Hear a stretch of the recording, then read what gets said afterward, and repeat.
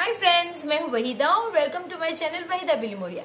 Friends, जैसे आपने guess कर लिया होगा, इतनी छोटी एक्सरसाइज अब हम करने वाले हैं। ये छोटी एक्सरसाइज है किस तरह से आप पिक्टोग्राफ को ड्रॉ कर सकते हैं। बड़ी ही इजी एक्सरसाइज है, एकदम कम सम्स, यानी कि एकदम कम का मतलब है सिर्फ दो सम्स की एक्सरसाइज। चलिए फ्रेंड्स, बहुत मजा आने वाला है और फटाफट से इसे खत्म करते हैं। Exercise 9.2 of lesson data handling.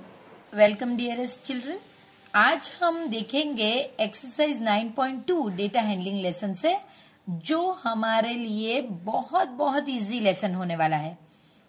Already हमने जो एक्सरसाइज 1 थी उसमें देखा कि टेलीमार्किंग्स किस तरह से करते हैं और पिक्टोग्राफ किस तरह से करते हैं। पिक्टोग्राफ ड्रॉ किए गए हों तो उन्हें किस तरह से इंटरप्रेट करना, ये फर्स्ट एक्सरसाइज में देखा। सेकंड एक्सरसाइज में आपको खुद को पिक्टोग्राफ ड्रॉ करना होगा। तो चलिए शुरू करते हैं। जो पहला क्वेश्चन है उसमें आपको बताया गया है कि total number of animals in 5 villages, यानी ये 5 विलेजेस है, village A, B, C, D, E, इनमें ये एनिमल्स है। आपको पिक्टोग्राफ बनाना है और आपको ये सिंबल यूज करना है और हर एक सिंबल आपका 10 एनिमल्स को डिपिक्ट करेगा। यानी आपको ये की लिखनी होगी फ्रेंड्स। यहाँ पे पहले जो आप ऐसे बनाते तो ऐसे, वरना आप ऐसे बनाएंगे तो ऐसे, जो भी आप लेंगे वहां पे आप लिखिए 10 एनिमल्स। ये हमारे लिए कंपलसरी है, ये है हमारी की। चलिए, इसके बाद आपको विलेज ए में आपके पास 80 था। जब आप पिक्टोग्राफ ड्रॉ करते हैं तब आपको डिवाइड करना होता है की के साथ, तो आपका आंसर हुआ 8। तो यहां पे आप 8 इस तरह के क्रॉसेस बनाओगे।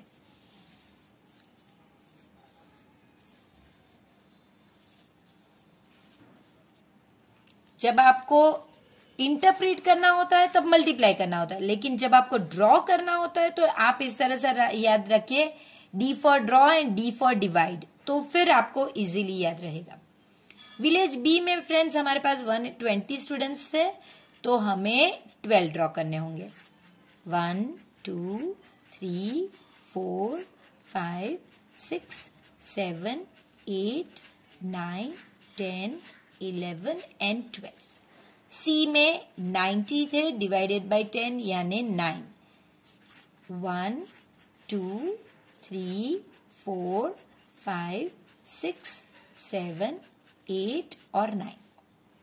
विलेज डी में हमारे पास सिर्फ 40 एनिमल्स है, तो आप देख सकते हैं 4 होगा। 1 2 3 4। और विलेज ई में हमारे पास 60 थे, तो आप देख सकते हैं 6। सो 1 2 3 4 5 एंड 6। कितना इजी है फ्रेंड्स, देखा आपने। कंपलसरी ये की आपको लिखनी है और इस तरह से ड्रॉ करना, बस हो गया। अब सिर्फ इसे देखकर आंसर्स को लिखना है। How many symbols represent animals in village E. तो विलेज ई में आपको पता है कि भाई आपने यहाँ पे कैलकुलेशन से भी पता चला और उस हिसाब से आपने 6 सिंबल्स ड्रॉ किए। तो आप यहाँ पे लिखोगे फ्रेंड्स, आप यहाँ पे लिखोगे, पहले आप देख सकते हैं वैसे हम रखते हैं, ठीक है। तो आप लिखोगे यहाँ पे 6। Which village has the maximum number of animals. तो चलिए, मैक्सिमम नंबर ऑफ एनिमल्स तो हम देख सकते हैं 12, और उसके सामने विलेज का नाम देखिए, विलेज बी। तो यहाँ आके सिर्फ विलेज बी लिखना है। Which village has more animals, village A और सी। तो ए में फ्रेंड्स हमारे पास 8 थे और सी में 9। आप देख सकते हैं ऊपर, देखिए ए में हमारे पास 8 है और सी में 9 है। तो ये आपको यहाँ पे सिर्फ अपने एक्सप्लेनेशन के आंसर आपको ऐसे लिखना होगा, विलेज सी। तो फ्रेंड्स, देखा आपने कितना इजी। क्वेश्चन नंबर 1 कब एक्सरसाइज शुरू हुई और क्वेश्चन नंबर 1 खत्म भी हो गया, हमें पता भी नहीं चला। क्वेश्चन नंबर 2 में फ्रेंड्स आपको कहा गया है total number of students in school in different years. 1996 में स्कूल के पास 400 स्टूडेंट्स थे, 98 में 535, 2000 में 472, 2002 में 600 और 2004 में 623। ये जो हमारा की है ये कंपलसरी आपको लगानी होगी इस तरह से और आपको ऐसे लिखना होगा फ्रेंड्स। चलिए, आपको बताया गया है कि पिक्टोग्राफ बनाना और की आपको दे दी गई है। ये जरूरी नहीं कभी की ना भी मिले, वो आगे के एक्सरसाइजेज में हम देखेंगे कैसे होता है। आपको पहले अब 1996 में हमारे पास 400 बच्चे थे, तो डिवाइडेड बाय जो हमारा की का नंबर है तो आपको 4, यानी इस तरह के 4 फिगर्स आपको ड्रॉ करने हैं। चलिए, 98 में आप देखेंगे 535। अब ये कैसे ड्रॉ करेंगे, यानी 5 पूरे और 35/100, यानी इसके लिए आधा फिगर ड्रॉ करेंगे, जबकि हमें पता है ये आधा भी नहीं है। अगर ये 50 से ज्यादा होता तो हम हाफ ड्रॉ कर सकते, लेकिन फिर भी हम कुछ नहीं कर सकते। तो जो आपको 5 फुल फिगर्स आपको ड्रॉ करने होंगे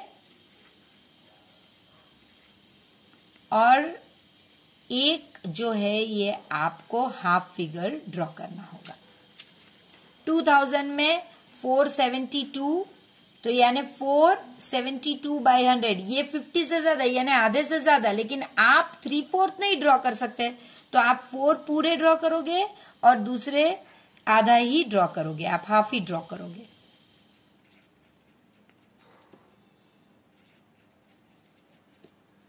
ये स्पेशली हमें ये सम इम्पोर्टेंस ऑफ की के बारे में बताया गया है कि इसका सिलेक्ट करना कितना इंपॉर्टेंट होता है। कभी कभी देखिए आप कि यहाँ पे आप ग्रेटर देन 50 को भी सेम तरीके से रिप्रेजेंट कर रहे हैं और लेस देन 50 को भी सेम तरीके से रिप्रेजेंट कर रहे हैं, यानी कुछ हमने यहाँ पे गलत स्केल्स या गलत की सिलेक्ट कर ली ऐसा लग रहा है। 2002 में हमारे पास 600 बच्चे थे, तो वो 6, यहाँ पे कोई दिक्कत नहीं, आप देख सकते हैं 6 फुल फिगर्स आपको ड्रॉ करने हैं। चलिए, 2004 में हमारे पास 623 थे, यानी 6 इंटीजर 23/100, ये बहुत कम है, ये क्वार्टर के पास है, लेकिन फिर भी हमें हाफ ही ड्रॉ करना होगा, यानी 6 फुल फिगर और एक half figure.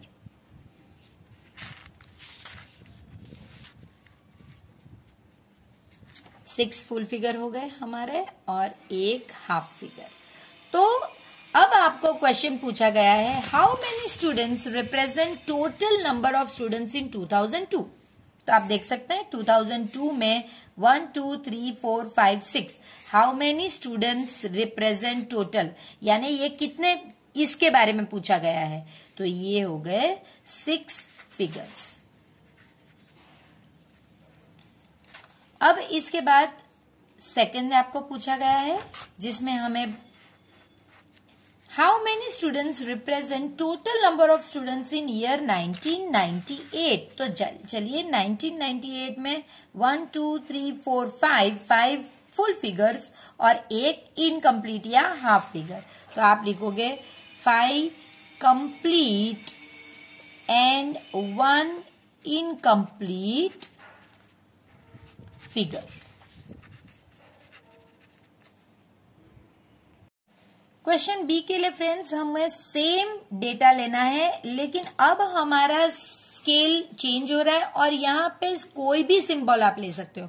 Human being draw करना अगर आपको थोड़ा डिफिकल्ट लग रहा हो या फिर एग्जाम में कम टाइम हो, तो आप इसमें टाइम ना वेस्ट करके आप इस तरह का एक फिगर भी ले सकते हैं।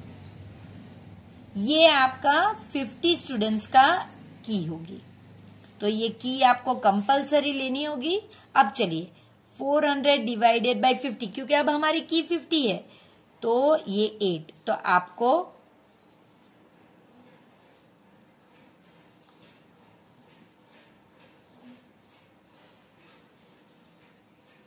वन 2 3 4 5 6 7, चलिए एक और। फिर इसके बाद हमारे पास है 535/50, तो हमें पता है कि भाई ये 10 जा और 35/50, यानी ये कुछ हाफ से ज्यादा लग रहा है, तो ये 10 पूरे और 1 आधा। 1 2 3 4 5 6 7 8 9 10 और ये हाफ ड्रॉ कीजिए। 2000 में 472/50, तो ये हो गया आपका 9 इंटीजर 22/50। आप देखिए 59 450 और फिर बचता है 22, तो ये 9 फुल फिगर्स और एक हाफ फिगर। ये देखिए हाफ के करीब करीब है, तो ये हम इजीली ड्रॉ कर सकते हैं। 1 2 3 4 5 6 7 8 9 और ये आपका हाफ फिगर। 2002 में हमारे पास 600 थे, तो ये हो गया आपका 1 और 2 यानी 12। 1 2 3 4 5 6 7 8 9 10 11 और 12। 2004 में 623/50 यानी 12 इंटीजर 23/50 यानी 12 फुल और एक हाफ। 1 2 3 4 5 6 7 8 9 10 11 12 और ये हाफ। तो फ्रेंड्स आपने देखा कि ये पिक्टोग्राफ हमने कितना इजीली कर लिया और रिप्रेजेंट भी अच्छी तरह कर सकते हैं। सो फिर आपको पूछा गया है विच पिक्टोग्राफ इज मोर इन्फॉर्मेटिव, तो हमें लगता है कि ये जो सेकंड पिक्टोग्राफ हमने किया है वो हमें ज्यादा इन्फॉर्मेटिव। अगर आपको फर्स्ट लग रहा है तो आप फर्स्ट, लेकिन फ्रेंड्स उसमें आपके अगर हाफ से कम हो तो भी आपको हाफ ड्रॉ करना पड़ेगा, हाफ हो तो भी हाफ और हाफ से ज्यादा हो तो भी हाफ, तो उसमें थोड़ा स्केलिंग का प्रॉब्लम लग रहा है। तो फ्रेंड्स सेकंड आपको ठीक रहेगा। तो देखा आपने कि पिक्टोग्राफ सिर्फ रीड नहीं, इसे ड्रॉ करना भी बहुत इजी और बहुत फटाफट हो सकता है। तो इसी तरह अब हम पार्ट 3 में मिलेंगे जो हमारा एक्सरसाइज 9.3 होगा। इसमें हम बार ग्राफ देखेंगे। बार ग्राफ में किस तरह से हमें यूनिट्स यानी कि स्केल सिलेक्ट करना है वो देखेंगे और बार ग्राफ को रीड करना सीखेंगे। तो देखा इतना ही इजी होने वाला है। तो चलिए मिलते हैं एक्सरसाइज 9.3 में। तब तक प्लीज वीडियो को लाइक कीजिए, अपने फ्रेंड्स के साथ इसे शेयर कीजिए और प्लीज प्लीज प्लीज चैनल को सब्सक्राइब कीजिए। फ्रेंड्स तो मजा तो आपको आया ही होगा, लेकिन एक छोटी सी इन्फॉर्मेशन देना चाहूंगी कि ये लेसन जितना इजी है उतना ही इसमें मार्क्स गंवाने के भी चांसेस रहते हैं। एक छोटी सी मिस्टेक और आपके मार्क्स चले जाएंगे, तो ये तो हम नहीं चाहेंगे। तो प्लीज इस लेसन को ध्यान से कीजिए क्योंकि इसके सारे ही मार्क्स हमें तो चाहिए ही चाहिए बस। तो चलिए मिलते हैं नए एक्सरसाइज में जहां हम बार ग्राफ के बारे में सीखने वाले हैं। उससे पहले आपको चैनल को सब्सक्राइब करना है, वीडियो को लाइक जरूर कीजिएगा और प्लीज इसे अपने फ्रेंड्स के साथ शेयर भी कीजिएगा।